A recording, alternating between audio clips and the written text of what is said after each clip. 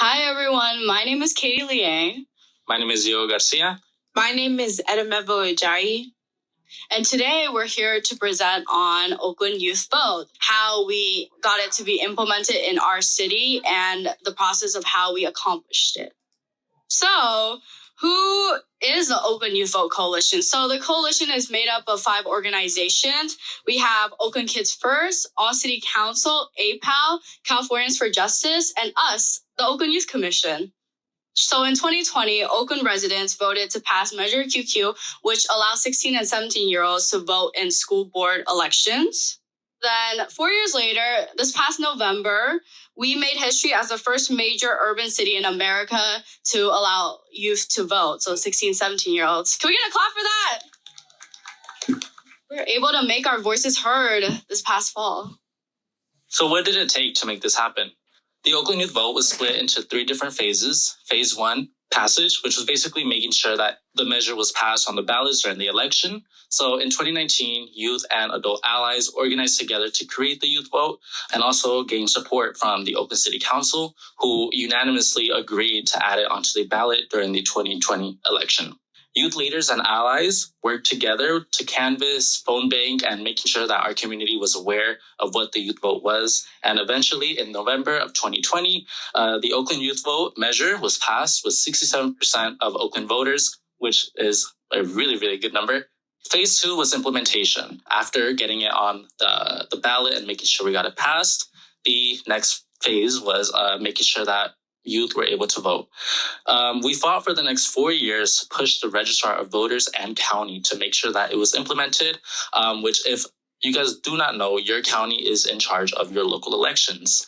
Therefore, if you get this passed in your city, you need to make sure that you push your county to make sure that it is implemented. And we didn't take no as an answer.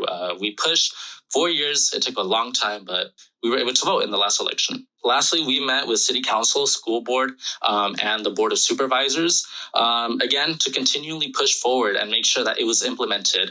And phase 3, which was mobilization.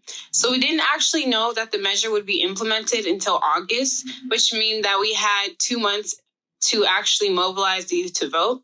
So we did this by creating a curriculum to be used in the classrooms, which we shared with our teachers. We organized voter registration efforts in the schools, and we registered over 1,500 youth voters with the help of the League of Women Voters. And then we had many media interviews and social media strategies to get the word out about Youth Vote. So we hosted our Youth Vote kickoff. We hosted our annual youth-led candidate forum where candidates from each district got to come out, and then we could ask questions to them just so we can get a better idea of who we wanted to vote for. And then, we tabled at City Hall and school events to inform the public. And then the Youth Vote kickoff, where we got to celebrate first week of early voting, where kids were able to come out and express their feelings of excitement now that the measure was implemented. And there was some of the first youth to cast their ballots there.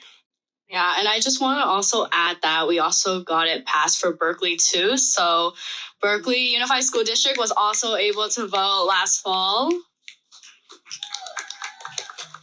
Hello, my name is Jason. I am the chair of the San Francisco Youth Commission. I was born and raised in San Francisco, and this is my second term serving. Last year, I represented District 7, and this year I am representing youth citywide. Hi, everyone. My name is Gabby Lastana. I'm vice chair of the San Francisco Youth Commission, and this is my second year being vice chair, and also my 5th term on the commission in general.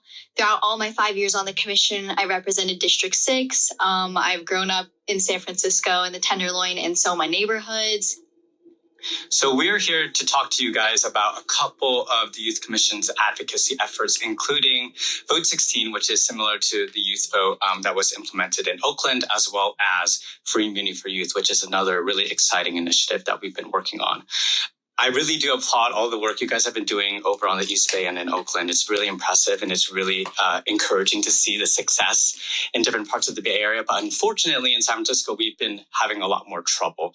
It's an initiative that has existed since 2016, and it's been on the ballot in 2016 as well in 2020.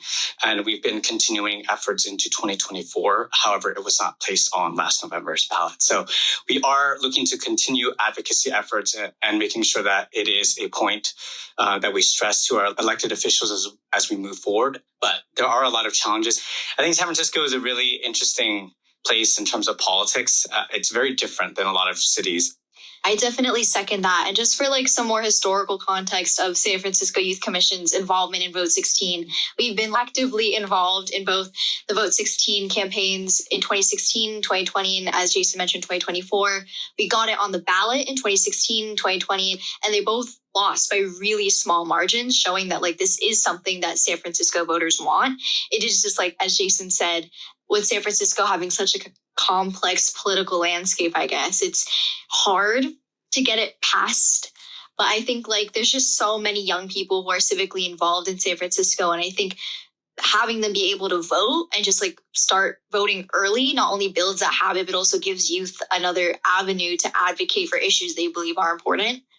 And a distinction I would draw between the youth vote that happened in Oakland and what we're doing in San Francisco is that in San Francisco, we're making young people over the age of 16 be able to vote in all municipal elections. That includes city college, the city government ballot measures, as well as school board elections. So I would say it's slightly more encompassing, and therefore it has slightly more challenges that come with that. In San Francisco, everything's also really expensive. It costs like hundreds of thousands of dollars to be successful.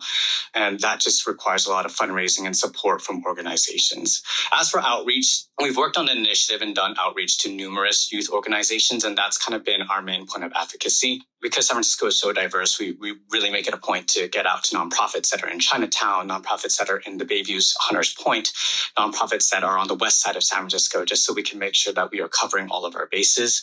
I think with Vote 16, it's kind of complicated in that when people first are introduced or hear about the idea that we're trying to lower the voting age and allow 16-year-olds to vote, people are very much opposed to it. They just don't think 16-year-olds are ready to vote. But as soon as you walk them through the talking points and you explain the rationale behind the ballot measure and why it's more of a common sense measure rather than a right or left ballot measure, I think that's when people start to understand its importance in uplifting young people and increasing civic engagement in our government as a whole.